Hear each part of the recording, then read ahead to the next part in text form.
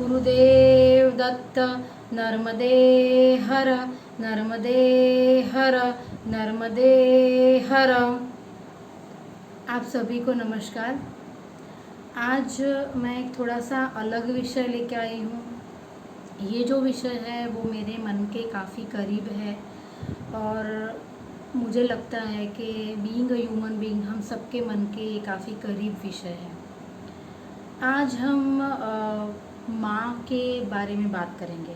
The concept of माँ, जो हम सब ने अपनी ज़िंदगी में एक्सपीरियंस किया होता है। मैंने प्राय हिंदू संस्कृति में ये सुना हुआ है और ये पढ़ा है और निश्चित ही ये जाना भी है कि हम लोग मातृदेवो भव पितृदेवो भव इस कल्चर को बिलोंग करते हैं।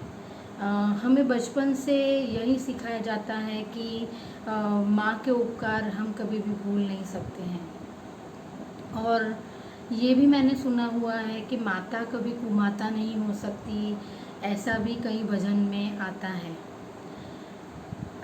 लेकिन ये ज़िंदगी है और ज़िंदगी की अपनी कहानियाँ होती हैं और वो कहानियाँ वास्तविकता से काफ़ी अलग भी हो सकती हैं। मैं ऐसे दो व्यक्तियों को जानती हूँ जिनके किस्से में ये जो सारी स्टेटमेंट्स जो अभी भी हमने डिस्कस की है वो गलत हो जाती है। तो ऐसा क्या है इन दोनों के ज़िंदगी में? एक जो लड़का है वो मुझे अभी थोड़े दिनों पहले मिला और उसकी जो मम्मी है उसने उसे जन्म होने के बाद दूध भी नहीं पिलाया। जब मैंने ये कहानी उसकी सुनी तो मेरा मन काफ़ी द्रवित हो गया ये जान के कि ऐसी कोई माँ कैसे हो सकती है जो अपने जन्मे हुए बच्चे को दूध ना पिलाए। और क्या वो माँ है? मतलब क्या माँ होना मतलब सिर्फ एक फिज़िकल एस्पेक्ट है औरत का? और दूसरा, हम कई बार देखते हैं कि अनाथ जो बच्चे होते हैं उनके माँ बाप उनको त्याग देते हैं।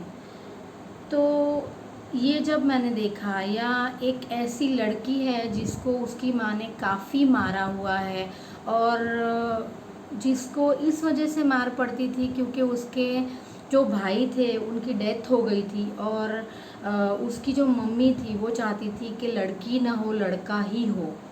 अब इस केस में जब हम देखते हैं कि औरत ही एक औरत की शत्रु होती है, ये जब हम ज़िंदगी में महसूस करते हैं ना तो बहुत दर्द होता है। क्योंकि ये सोच से बड़ा होना कि अपनी माँ को ही हम स्वीकार नहीं है, वो कितना बड़ा दर्द है। शायद जिन्होंने झेला है वही इस दर्द को जान सकते हैं।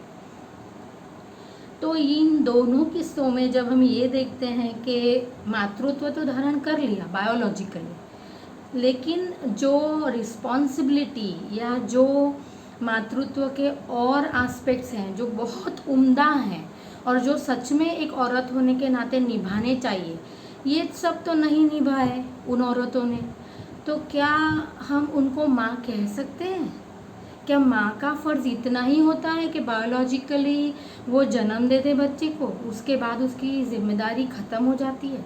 नहीं, माँ मेरे हिसाब से तो वो होती है जो सिंधुताई सकपाल की तरह हो। सिंधुताई ने अपने ज़िंदगी में जब इतनी मुश्किलें उठाई और फिर भी अपने बच्चों से भी ज़्यादा उन्होंने उन बच्चों को प्यार किया जो उन्हें रास्ते पे मिले, जो उन्हें सड़क के किनारे मिले, जिनके लिए खाना और भीख मांगना भी उनको गवारा था। ऐसी सिंधुताई सकपाल, तो हम उसको माँ कहेंगे। मुझे लगता है कि माँ होना मतलब सिर्फ बायोलॉजिकल कभी नहीं हो सकता। माँ होना मतलब एक बच्चे के लिए, चाहे वो बच्चा आपका हो या ना हो, उससे कोई फ़र्क नहीं पड़ता। उस बच्चे के लिए जब भी कोई भी बच्चा किसी का भी क्यों ना हो, वो अगर दर्द में है और आपके दिल में से कोई आवाज़ आ रही है उसे बचाने की या उसको कुछ दिलासा देने की, तो मुझे लगता है कि आप माँ हैं। मैं अपने आप को बहुत ज़्यादा फॉर्चुनेट मानती हूँ, क्योंकि कृष्ण ने मुझे इस बंधन में बांधा ही नहीं है। बायोलॉजिकली मैं किसी की माँ हूँ ही नहीं, लेकिन अगर आप मुझसे पूछोगे तो मैं कहूँगी कि मैं बहुत बहुत बहुत ज़्यादा फॉर्चुनेट हूँ, क्योंकि मेरे हज़ारों बच्चे हैं। बीइंग अ टीचर, मैंने देखा है मेरे बच्चों को मेरे लिए रोते हुए।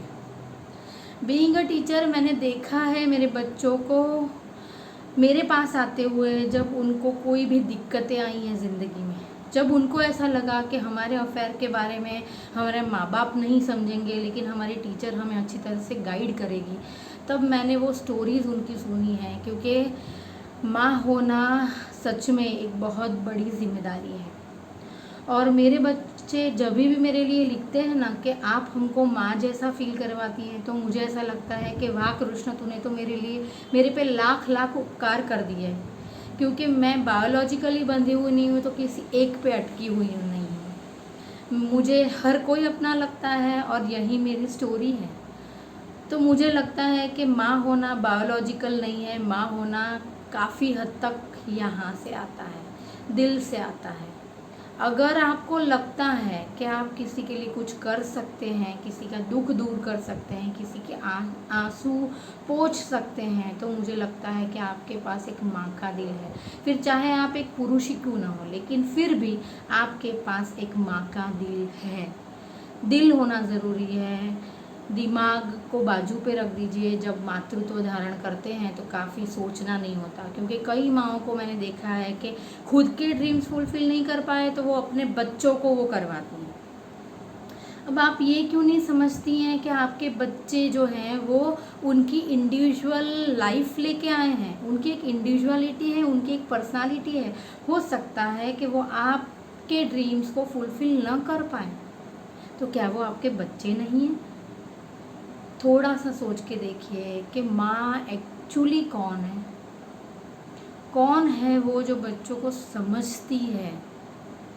अगर वो बायोलॉजिकली बच्चे पैदा नहीं भी कर सकती हैं, लेकिन अगर उसके पास एक सुंदर सा दिल है जो बच्चों के आंसुओं को समझता है, जो बच्चों के उस हंसी को समझती है जो उनके आँखों में दुख के आंसू लाती है, वो हंसी जो वो ऐसे ही दे रहे हैं लेकिन काफ़ी गम छुपाए बैठे हैं, अगर ये आप जान जाती हैं तो आप माँ हैं।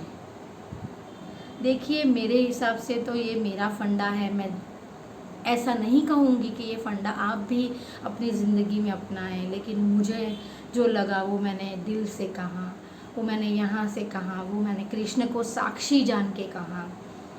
और इसीलिए जो भी मातृत्व धारण कर रही हैं उनसे मेरी ये नम्र विनंती है कि एक बार माँ क्या होती है ये समझने की कोशिश दिल से कीजिए। गुरुदेव दत्त नर्मदे हर।